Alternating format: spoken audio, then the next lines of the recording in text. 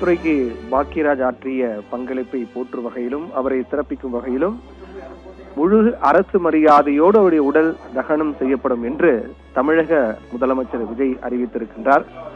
ஏற்கனவே கடந்த 10ஆம் தேதியன்று மறைந்த இயக்குனர் இமயம் பாரதி ராஜாவினுடைய இறுதி சடங்கும் முழு அரசு மரியாதையோடு துப்பாக்கி குண்டுகள் முழுங்க நடைபெற்றது. அதைத் தொடர்ந்து பாக்கியராஜுடைய இறுதி சடங்கும் முழு அரசு மரியாதையோடு நடத்தப்படும் என்று தமிழக அரசு அறிவித்திருக்கிறது. முதலமைச்சர் விஜய் அறிவித்திருக்கிறார். அதற்கு முன்னதாக அமைச்சர் ராஜ்மோகன் மறைந்த பாக்கியராஜ் உடலுக்கு அஞ்சலி செலுத்திவிட்டு அவர் செய்தியாளர்களை சந்தித்தார். அப்போது அவர் பேசும்போது 2 நாட்களுக்கு முன்னதாக கூட பாக்கியராஜ் என்னை தொடர்பு கொண்டு வாழ்த்தினார் என்றும் அவருடைய திரைத்துறையில் அவர் ஆற்றிய பங்களிப்பு என்றென்றும் போற்றுதலுக்குரியது, அவருடைய மறைவு மிகப்பெரிய ஒரு பேரதிர்ச்சி என்று அமைச்சர் ராஜ்மோகனும் குறிப்பிட்டு பேசியிருந்தார். அதற்கு முன்னதாக இந்த அறிவிப்பு வெளியாகிவிட்டது. திரைத்துறையில் பாக்கியராஜ் ஆற்றிய பங்களிப்பை போற்றும் வகையில் முழு அரசு மரியாதை வழங்கப்படும் என்று தமிழக அரசு முதலமைச்சர் விஜய் அறிவித்திருக்கின்றார்.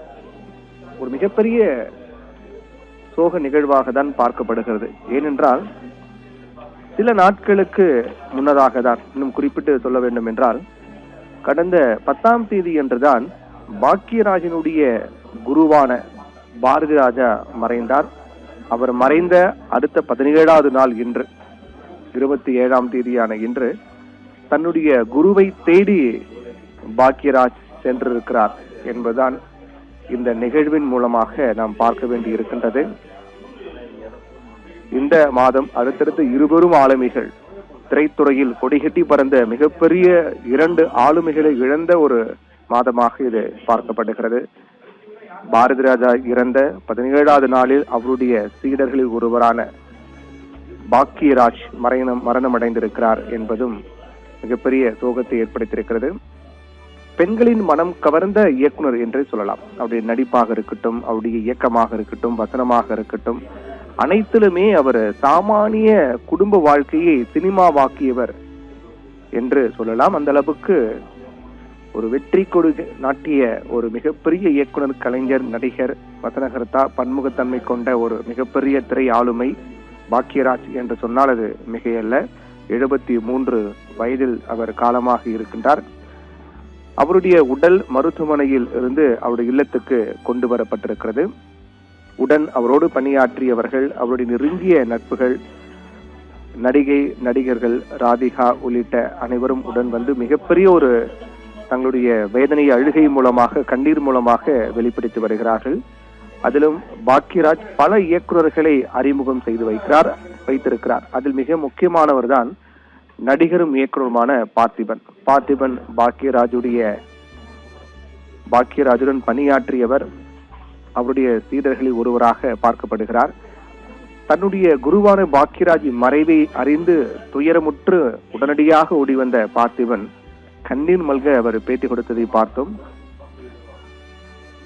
மிகப்பெரிய என் வாழ்நாளில் மறக்க முடியாத ஒரு மிகப்பெரிய சோக நிகழ்வாக இந்த நாள் அமைந்துவிட்டது என்று பார்த்திபன் கூறியதையும் நாம் பார்த்தோம்.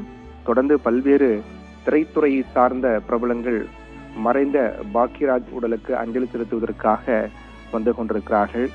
ஏற்கனவே அரசியல் தலைவர்களும் தங்கள் இரங்கலை தெரிவித்து வந்திருக்கிறார்கள்.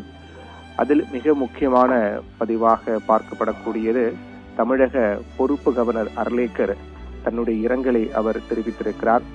அந்த இரங்கலில் தனித்துவமான கதை சொல்லும் திறன், படைப்பாற்றல் மற்றும் தமிழ் சினிமாவிற்கு அவர் ஆற்றிய அளப்பரிய பங்களிப்பு அவரை ரசிகர்களின் இதயங்களில் என்றும் நிலைத்திருக்க செய்துள்ளது என்றும், அவருடைய திரைப்பயணம் மற்றும் மரபு பல தலைமுறை திரைப்பட கலைஞர்களுக்கு, சினிமா ரசிகர்களுக்கும் தொடர்ந்து ஊக்கமளிக்கும் என்றும், அவரது குடும்பத்தினர், நண்பர்கள் மற்றும் எண்ணற்ற ரசிகர்களுக்கு எனது ஆழ்ந்த இரங்கலை தெரிவித்துக் கொள்கின்றேன்.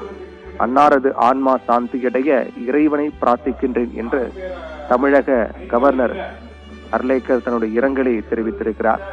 கடந்த சில நாட்களாக இயக்குனர் பாக்கியராஜ் உடல்நலக் குறைவால் பாதிக்கப்பட்டிருந்ததாக கூட கூறப்படுகிறது.